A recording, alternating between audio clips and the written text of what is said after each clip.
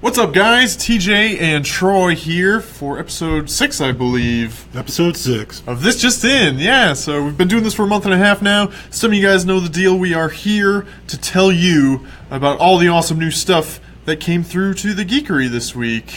Yeah, it's not fair to say all the stuff, actually, because the fact is, we get a ton of stuff that's special ordered by our customers, things that they saw in previews or have seen in sort of the pop culture magazines that we have here, and we bring that stuff in on a weekly basis. And the stuff that we cover in This Just In is the stuff that makes it to our shelves, the stuff that's here for you to come in and take a look at. You didn't know it was coming out, or maybe you did, but you know didn't really kind of want to order it.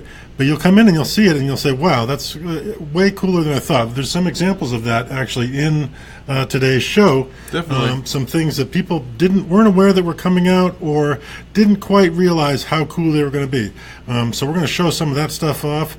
It's a pretty exciting show. We got some really cool stuff, and we're looking forward to showing it to you. Yeah, it's a good point. We have hundreds of things going into the pull box each week, and you guys can have yourself a pull box if you want to swing by and pick up a previews. You get 10% off. But let's get right into the things that are on the shelves. Keep in mind, I'm keeping an eye on the comments here. If you guys have any questions on any of the images we're showing, any of the comics that are coming up, I'd love to answer them. Yeah, we'll get right into it. So we're starting off with DC. Yeah, we tend to like to talk about DC right off the bat. We have a lot of DC fans come into the shop, so we're going to cover some of that stuff for you right now. Yeah, I mean, the Rebirth stuff has been really strong, and this is definitely some of their strongest books, in my opinion. We have, first up, Batman number 31. So this is the penultimate issue to the War of Jokes and Riddles, this arc that's been going on, that Batman has been telling Catwoman sort of his first year in Gotham. Things really went to hell a little bit, and it was basically the Riddler versus the Joker, and we've seen a lot of the majority of it now, but it gets very close to wrapping up in this issue. I think it was a really strong issue. The Kite Man arc that has been woven through this series has been really cool, and you get some good payoff in this issue, so definitely a solid entry. I really enjoyed it. The Riddler versus the Joker. Who's the loser? Batman in Gotham City, of course. We also have Harley Quinn, number 28, I believe. Right, and Harley is, in this issue, she's got some problems with, now of course we've discussed the fact that we just mentioned Gotham. Harley does not live in Gotham, and she does not live in Metropolis, two of DC's biggest cities. She lives in New York City. And the mayor of New York City in this comic world is quite corrupt, and Harley is sick of it, and she has decided she's going to run for mayor. So you can only imagine Harley Quinn as mayor of New York City. What else we got going on, Teach? We also have Super Son. Sorry. We also have Super Sons number 8, I believe. So this is the story of Damian Wayne, and who is Batman's son, as well as Superman's son, and they sort of team up, but they're often at odds due to their own nature. It's been a super fun book, really good for all ages. I know a lot of the guys that come in and pick up their comics, this is one they grab off the shelf because their sons love it or and whatnot. So definitely a solid title. It's been impressively good, though. Yeah, and it's an off-world issue this time. They're in some distant planet, getting involved in some conflict there, and may or may not have a way back home.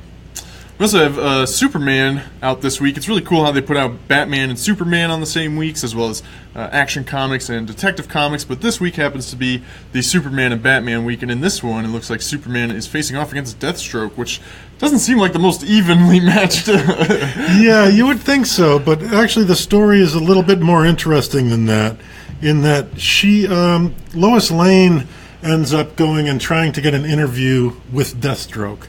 She wants to get sort of inside the mind of a killer, as it were, and Lois Lane, sort of stalwart reporter that she is, hunts down Deathstroke and tries to get an interview with him. Well, of course, that puts her in some pretty bad peril, which Superman then has to get involved. So, yeah, you can imagine Superman versus Deathstroke on a sort of direct showdown in the street kind of match wouldn't go all that well for Deathstroke. But if he's got a situation where Lois Lane is tied in, and he has some advanced knowledge of this coming up, who knows? Maybe you can create some problems for Superman there. I wouldn't doubt it. He's a slippery guy, and so Deathstroke, I can see that working. We also have the newest Nightwing, number 29, which is a Dark Knight's Metal tie-in, and it's the follow-up to last week's Teen Titans number 12, which involves the Teen Titans as well as Nightwing and a couple of other members of the DC Pantheon teaming up inside of Gotham and making their way towards the center of the city that has been transformed due to the nature of the events in Dark Knight's Metal. And this was a really solid issue, I thought. It featured some of the Teen Titans and Nightwing teaming up against Mr. Freeze, as you see him there on the cover. Right, and it's really key to point out here that this is a Dark Knight's Metal tie-in. Watch for sort of a expose coming up from us on Dark Knight's Metal and the Metal series. But all the tie-ins are highly interesting because of how important this Metal series is to the DC Universe, Rebirth, and all of that. So when you see one of these tie-in symbols on one of these titles, it's probably a good bet that it's going to be an awesome comic and it's going to have an important connection to the DC Universe. Yeah, Dark Knight's Metal has just been a wild ride so far. I've really been enjoying it. I think this was a strong entry. We get to see some more of that Batman who laughs, which is just making waves because he's so creepy. So good stuff from DC for sure, but we have some of their more indie prints as well, right? We do. Nice, yeah. This is where DC gets a little weirder. It's sort of off-canon, but super cool books. Cave Carson has a cybernetic eye. Maybe one of the craziest titles in comics right now. But yeah, super psychedelic story of this guy that he lives in the DC universe, but he's not necessarily a superhero. His job is essentially, he spends a lot of time with a mole machine, basically. He goes digging underground, and there's a lot of familial ties to the things he finds down under there, and the art is just crazy. The paneling is super out there, but it's been a wild ride so far. Yeah, and as we've discussed in the past on this show, this is a DC's Young Animal imprint, so it's kind of off of the normal DC universe and kind of off on its own. It's Gerard Way's book. Those who know the band My Chemical Romance, familiar with Gerard Way, a really cool pop culture figure on his own right. And this is sort of his baby. The Young Animal series is his baby, and Cave Carson Has a Cybernetic Eye is specifically his book. Yeah, his name's right there on the cover. We also have The Wildstorm, number 7. This is Warren Ellis, who, of course, is a legend, has done a number of really amazing comics like previous Wildstorm books, Planetary. He just runs the gamut through DC and Vertigo. And yeah, this is sort of his sort of proto-cyberpunk comic. Yeah, it's sort of another one of these covert agency groups, maybe a quiet portion of the government being involved, as well as corporations being involved, and they have access to alien tech, so it really sort of covers the gamut of mysterious things going on in a world not so unlike today's, but with just this Warren Ellis kind of twist to it. It's been really solid so far. So what else do we have this week? We're going to take a look at some Marvel comics next. Nice. Yeah, I'm pulling all these comics. In fact, each one is in my pull box. We have Peter Parker, The Spectacular Spider-Man number 4, which has been really solid, super lighthearted, really fun Spider-Man book. Just Peter Parker at his best, just swinging through New York City and taking care of sort of those street-level criminals. Now, this one is supposed to have a new take on an old villain, and I haven't cracked it open yet. If I was to look at this cover, I guess my guess would be Stiltman, because of that sort of large machine kind of crushing Peter down into the street, which is something we've seen Stiltman do in the past. But you told me maybe it's not, right? That's right. It is the Tinkerer who has teamed up with Kingpin, and the Tinkerer has a new, really crazy sort of exosuit that he's been really, going toe to toe with Peter Parker in. It was a solid issue. There continues to be a lot of humor in this book. Chip Zdarsky, I think, really gets Spider-Man's quips and puns. In fact, Spider-Man does a 5-minute set in this issue, which I thought was really funny. So yeah, he continues to take on the Tinkerer. That this arc is not resolved yet, but it was a really solid entry to that. We also have the Invincible Iron Man featuring Riri Williams and the Tony Stark artificial intelligence. And I believe this is the last issue before Marvel Legacy starts. Right. And we get some resolution to that Tony Stark arc that's been going on. Right, and at the same time, I believe Riri kind of kicks off a new sort of threat. She inadvertently creates some form of new threat to her sort of world. She's kicking off some new stuff while they're wrapping up some old stuff. Right. Well, despite her being a super genius, she is still just a kid. So it's kind of to be expected, I think. We also have X-Men Gold, number 12, which has wrapped up its Omega Red arc. Their little trip in Russia is over with, and there's a new villain on the cover now. But of course, this is sort of the traditional, the X-Men team that is currently living at Professor X's mansion. It includes Colossus, Storm, Nightcrawler, Kitty Pryde, Jean Grey. It's a really solid book so far. I believe this new villain shows up actually while they're on the hunt for the sort of Brotherhood of Evil Mutants. So, it ties in all of those old classic X-Men, a classic villain group that they're going after, and a new villain character that they're bringing into play. I think if people were looking to get into any X-Men book, I think this would be the one. It's really easily relatable, and it's been a super solid book between the writing and the art throughout. So there's my 2 cents on that one. Nice. All right, let's take a look at some Image comics. Yeah, oh, these are some of my favorite books. Lopper, which was my favorite book of 2016. It just blew me away. Has its third entry into its second chapter, as it were. This is a quarterly adventure comic, as it says there right on the cover. And this is part 3 of 4. Involves the titular Headlopper. His name is officially Norgal. Searching for... He's basically doing a pretty classic Dungeons & Dragons dungeon delve. Right, and I think it's important to mention that while it's part 3 of 4, it's actually sort of one of those Image runs where there will be something that comes after part 4 that begins a new arc. It'll start with number 1 again, and then these 4 issues will be assembled into a trade paperback and distributed that way as well. So it's really an ongoing series. It's not a short run miniseries. And Andrew MacLean really has something going on here. It's doing better and better every month. It's an exciting title that people are getting involved in.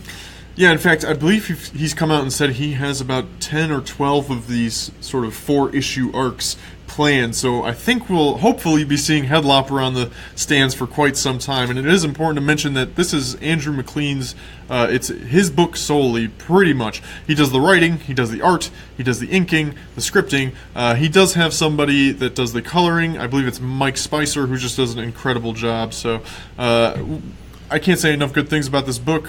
One of my favorite Image titles or titles out there in general. Yeah, he's an amazing talent, and the way that he, his art style is really kind of all his own, and you can recognize it once you've read some of these issues. You can recognize his art style when it shows up when he does a guest cover on a different book or whatever. You can pick that book up and know immediately whose art that is, which is one of the cool things that comics artists can do. If they have their own style and they introduce it well and they deliver it through a cool title like this one, they can become known for that style. And it's really, really awesome. Yeah, it's their own little signature that goes on every piece of work they have. It's just their style that has evolved due to their craft. We also have somebody showing some style here, Shirtless Bear Fighter, number 4. This is part 4 of 5. This book, on the other hand, is intended to just be a sort of mini-series, 5 issues. This here is number 4, involves Shirtless teaming up with Papa Bear there to take down the big bad guys. How unlikely is that, though? I mean, he is Shirtless Bear Fighter. He normally would be pounding the brains out of Papa Bear, but there's a worse enemy involved, and they decide that they'd be better off teaming up. That's right. This book has just been hilarious. Check out their social media; it's just amazing. So that is some really solid Image books coming out this week, but we also have some more indie titles this titles, week. Indeed. So this first one up is by Valiant Comics, Secret Weapons #4. Really cool entry to that Valiant superhero universe of these sort of young kids that you wouldn't think their powers are super, potent, but they come together and really make a formidable team.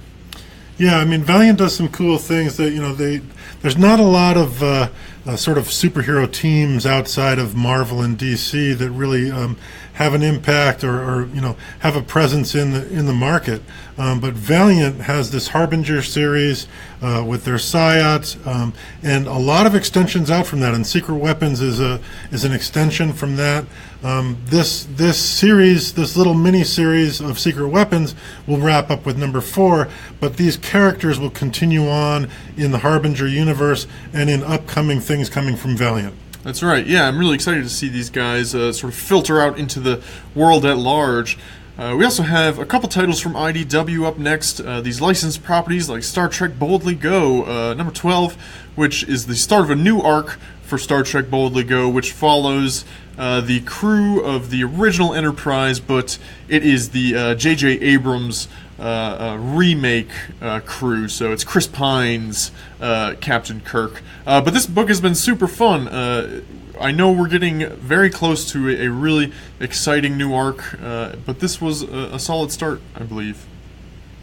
We also have Star Wars Adventures #2. It seems like they're just cranking these things out, but we talked about this a little bit a couple weeks ago. It's that Star Wars anthology where Rey has... you see a bit of Rey's story before she was taken off of Jakku and sort of became this Jedi apprentice. And that continues in #2, as well as Tales from Wild Space and the young gun and his ventures throughout the vast corners of space. And I believe there's a little Yoda mini story in here as well. They're trying to bring a lot of the Star Wars canon into play in these books. The art style is really fun and sort of Saturday morning style. And so it's just a great read. We've got a number of adult readers that are reading this book and loving it, and kids that are loving it. So it's just an excellent IDW book across the board. And we also have The Courier. This is issue 4 of 4, I believe. It's the end of this mini arc for The Courier. It is, and I think Ian referred to this as being sort of like Mad Max Fury Road with a female lead character, and I think that's sort of accurate. This character is pretty cool. Her name is Eve, and she behaves as a courier between tribes in the wasteland. She rides this really cool motorcycle, and she'll make important deliveries between these various sort of factions. And of course, doing that kind of work, it sometimes leads into trouble, and a friend of hers gets kidnapped, and she has to retrieve them. And there's a number of different drama pieces that go on. She has to make a stand, and an exciting conclusion to a cool mini-series from Zenescope. That's right. We also have some more comics up next. It's Big Comic Week. Can't complain about that. Some of our favorites here from Aftershock Comics. Interestingly enough, both written by the same guy. Yeah. Cullen Bunn. If you saw The Good, the Bad, and the Freaky this week, you might recognize one of these titles, Dark Arc. But this is his other Aftershock title at the moment, Unholy Grail, #3, which follows sort of... they're both dark twists on exactly, yes. Classic mythology. In the first case of Unholy Grail, it is the classic King Arthur story, but instead of Merlin being this sort of friendly wizard that just wants good things to happen to the Kingdom of Camelot, he has sort of ill intentions for Arthur Pendragon. And you can imagine in a darkly twisted Arthurian world, the sort of love affair between Lancelot and Guinevere is going to have equally dark twisting going on to it. So, obviously an interesting story. Cullen Bunn grabs this and kind of takes you on a ride with it. Very much so. Yeah, and Dark Arc, like I said, another twist on a very classic piece of mythology. This is sort of takes place during Noah's flood from the biblical book of Genesis, but in this case, it is looking at the second ark that the story was never told about, but in this case, it is the ark where all the mythical and magical creatures boarded to be saved from the flood. That includes things like chimeras, nagas, unicorns, demons, and I thought it was a really strong entry to a fresh series. Yeah, and this is, what's really cool about this, and not only are they both from Cullen Bunn, obviously they're both from Aftershock Comics. Aftershock Comics is one of those up-and-coming comic titles companies, publishers, that we find exciting. Yeah, you've got the shirt on now, and where'd that shirt come from? We're going to take a look right now at TJ's opening the box where these shirts came from a little bit earlier this week. Enjoy. What's up, guys? TJ here at the Freakopolis Geekery with an unboxing video today. Yesterday we were surprised by a package at the door. Turns out it's a sweet box from Aftershock Comics. So we figured we'd pop it open for you. Have no idea what's inside, but we're very excited as Aftershock is one of our favorite comic publishers at the moment. So let's get this open. They're putting out a lot of really cool books like the ones here in front of me. Unholy Grail and Dark Ark. Dark Ark is brand new this week from Cullen Bunn. This box.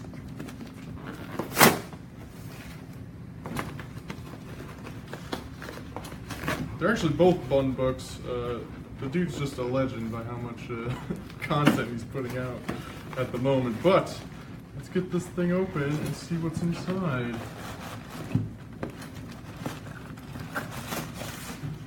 Bit of packing material, along with a letter from Aftershock Comics. We will get to that in just a moment. Whoa! A whole bunch of really cool Aftershock #1s. This is Aftershock Genesis. With Alters #1. This is awesome. American Monster. Animosity, which is one of their really huge series right now. Sort of animals come to life. Captain Kidd. Dreaming Angels. Jackpot. Replica. Rough Riders, which is super cool. That includes Rough Riders 1, 2, 3, 4, and Super Zero #1. As long as with a bunch of $1 Aftershock Genesis. And really sweet. Oh, this is cool, man. Aftershock t-shirt. Awesome. Let me read the letter for you guys real quick. Dear Top Aftershock Comic Shop, to express our gratitude for you being one of our top retailers, enclosed is a set of limited edition Aftershock t-shirts for you and your comic shop staff. We've also included over a dozen free comics which can make a great Aftershock starter kit for getting to know our varied series. If you post a photo of your staff wearing the Aftershock shirt in your store on social media, we will also send you a special graded Aftershock comic. Definitely keep an eye out for that. We will be doing that. Very cool. So yeah, like I said, Aftershock, one of the coolest publishers in the game right now, doing really cool, cutting-edge stuff. All these books are super awesome, and keep an eye out for Ian and I in the Good, the Bad, and the Freaky wearing these awesome t-shirts. Thanks, guys.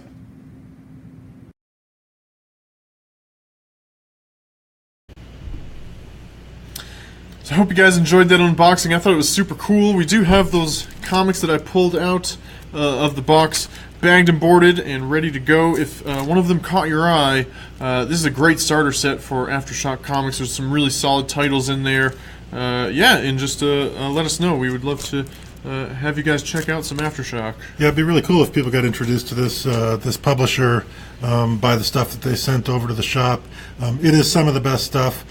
We do have a number of people who put these books on their pull list, so we're constantly putting these away and handing them off from behind the counter when people come in. We'd love to have you come in and check them out yourself. That's right, both of these are on my pull list, so you know it's good. We also have some cool Boom Studios comics, another really cool indie publisher doing really interesting work.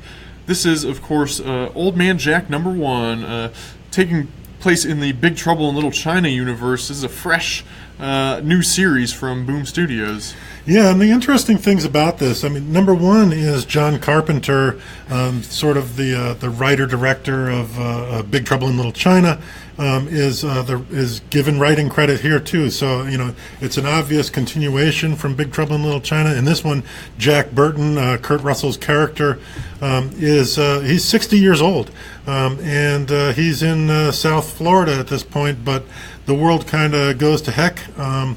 Lo Pan, who was the villain in Big Trouble in Little China, turns out he was sort of just a minion of an even bigger, darker villain, who's had the ability now to sort of take over the world essentially. And Jack Burton and the Pork Chop Express, his truck, is going to have to sort of hunt down this villain and try to put an end to him. So kind of a really cool continuation of the Big Trouble in Little China story. Yeah, it's a favorite movie of ours, so always cool to see some more media coming from that universe out there. We also have The Unsound #4, which was originally going to be the end of this miniseries, but it's been extended for 2 more issues. It'll go up to issue 6, and funnily enough, it is our 3rd Cullen Bunn book of the show. Yeah. Again, written by Cullen Bunn, another sort of dark story of a kind of haunted, evil psychiatric hospital. That's right, yeah, and it becomes a lot more twisted and psychedelic than you might imagine. The cover gives away a little bit here, but originally it was pretty even-keeled, but over time it has evolved into this really weird story revolving around this new employee at a psychiatric hospital. But it's been a huge hit, man. I really enjoy this book a lot. Let's take a look at another interesting title, La Muerta. Yeah. Now, obviously, this book has a strong Day of the Dead influence. The character is Day of the Dead. It's sort of a really cool story about a character. The lead female character was a freedom fighter or a warrior in Afghanistan, and she came back to the United States, and her entire family was slain in front of her eyes by a cartel, and she goes on a vengeance spree using this sort of Day of the Dead style to help strike fear into the hearts of her enemies. Reminds me of a character from Deadly Class, actually. Yeah, definitely it does. Yeah. But great cover there. Cool Coffin Comics. Don't often see publications by them, but you can tell they put a lot of love into this one. We also have a new trade in stock. That is Venom Space Knight Volume 1. This happens to be the next comic book club pick. The comic book club has been meeting for a couple months now. We're finally getting to some real superhero stories, and I think this is definitely one of them. Of course, it follows Venom symbiote from the Spider-Man universe attached to Flash Thompson, but in this case, Venom has gone off to space, kind of where he originated, and is now a good guy in space, spending some time with the Guardians of the Galaxy, saving some planets, fighting in some gladiatorial arenas. But you have plenty of time to read it if you want to join the Freakopolis Comic Book Club. We're meeting next week, next Wednesday, the 25th, I believe, to discuss all the ins and outs of Venom Space Knight. We have plenty of copies in stock, and I'm very excited to talk about this book with you guys. He's definitely a good guy. It's definitely in a Venom kind of way. Right. He's still got that giant mouth full of razor-sharp teeth. He's still kind of freaky and very alien. But given that Flash Thompson is also what is he, paraplegic, I believe. So, it actually benefits him a lot to have this symbiotic suit that can give him these superpowers, and also, otherwise he wouldn't even be able to walk. So, kind of a cool character concept they've got going on, and the fact that they've tied him in with Guardians of the Galaxy and all of that, and given him some space adventures and some sort of awesome major villains to take out. Just makes for some really interesting, cool reading. Yeah, I flipped through this book and the art is pretty incredible. It has this real painterly style that I was really drawn to. So I'm very excited to dive into it with you guys. What's up next? Take a look at some of the collectibles we brought in this week. Yeah, so we didn't just get all books. There's also some cool figures and lights and things. Of course, the Batman Justice League Funko Pop, just in time for this fall's next big entry to the DC Cinematic Universe. Yeah, we've had a lot of Batman Funkos come through the shop. This one in particular is designed to represent quite accurately the Justice League Batman, the one, the costuming. Batfleck. Yeah, the Batfleck and the costuming that he wears in that movie is represented in this Funko, which is number 204. It's an interesting costume with the goggles and the bit of body armor on his chest and stuff, but Funko always does a good job of representing, the costume to the T, so cool stuff there. Always glad to see more Funkos. We also have a new Diamond Select Gallery statue, which is traditionally we've seen them as Marvel, but in this case it's DC, and it happens to be the animated series Batgirl. Yeah, which is a really, really nice representation of that. She, it looks so accurate. It really looks like it's popped right out of the cartoon, and you can't really tell from this photo that I took, but she is sort of in a very action pose, and she's stomping on the animated series version of Clayface. Yeah, that's right. I find that hilarious. You can sort of see his teeth there in the bottom left of the statue in this photo, and I just think that's awesome that she is, taking it to Clayface in this. It's almost like a 2-for-1, Yep, you got to stop by and check out this statue. It's really, really awesome, and like all of these sort of Diamond Select statues, and it's extremely affordable to put this on your shelf. Yeah, it's like $45 for a 12-inch statue or something of that nature. So of extremely high quality. They're just super nice and super reasonably priced. We love them. And we have another sort of Marvel nightlight decoration here. We saw the Captain America shield a couple weeks ago. We've seen Spider-Man's hand poking through the wall, but in this case, it is Thor's hammer, the greatest weapon in Marvel Universe, Mjolnir, who is smashing right through your wall. Yep, and it's a LED-based light up, and it also has one of those sort of cracked wall tattoos that we discussed the last time when we were showing some of these off. So it gives you the ability to make it look like that thing has been smashed into the wall without actually damaging your walls. Right, yeah. They provide a way to just make it look like you smashed your wall. We have an example of one of these. We have Spider-Man's hand coming through the wall here in the store.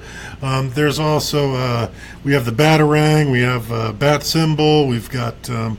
Cap's shield, Superman symbol. Yeah, we've got a number of those things. So there's a variety depending on which hero you like the best. We've got the ability to have something of them smashing through your wall. Cool. So that's collectibles this week, and I think there's one final very exciting thing. Yeah, this. It's difficult to call it a book. It is a book. It is a beautiful, beautiful hardcover graphic novel. It's, I believe, 264 pages. It's Anomaly 2, the Rubicon.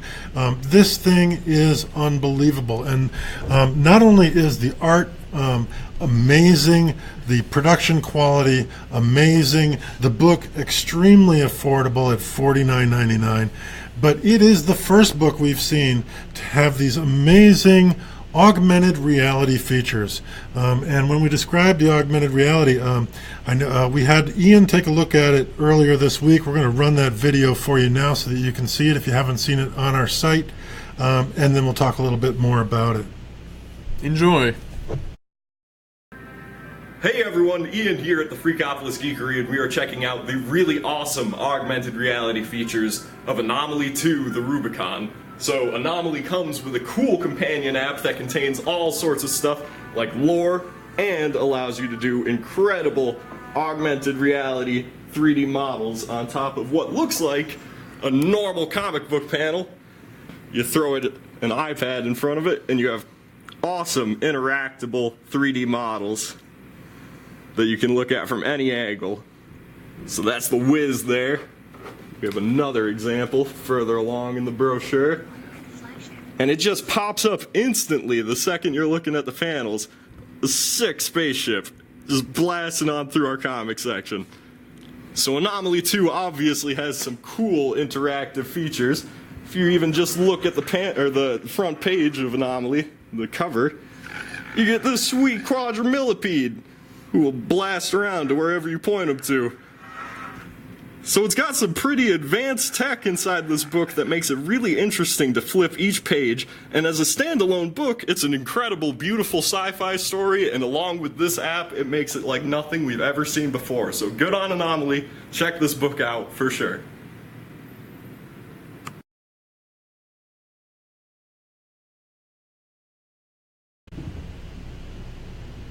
So that is a little demo of Anomaly 2, the Rubicon. We had the chance to talk to the guys at C2E2, and they're just doing really cutting-edge stuff in the graphic novel/AR mediums, which is super cool. We're all about that here. Yeah, it's an amazing technology they're using, which is called markerless AI, or AR, and the ability for the iPad or Android devices to basically just look at the pictures that are involved in this thing and determine what it's supposed to be displaying in 3D and how to place that in the 3D scene, all of that. They did a phenomenal job. We're quite familiar with that with our own multimedia work here, and I can't say enough about how well they implemented this.